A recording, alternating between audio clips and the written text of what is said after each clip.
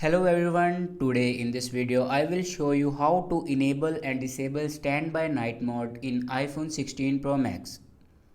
So first of all, before watching this video, don't forget to subscribe the channel and also press the bell icon.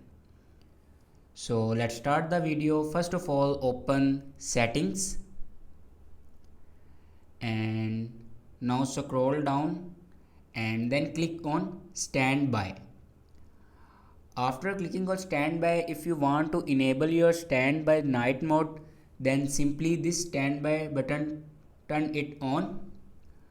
After turn it on, you can see the option display, and here you can see the option night mode. If you want to enable your standby night mode, then simply turn this button on. After turning this button on, your night mode will be enabled. And if you want to disable your standby night mode, then simply turn this button off. If you turn this button off, your standby night mode will be turned off. And if you cannot turn this button off, then go back, and if you turn this main standby option off, your all standby night mode will be turned off. So this is the way to enable and disable standby night mode in iPhone 16 Pro Max.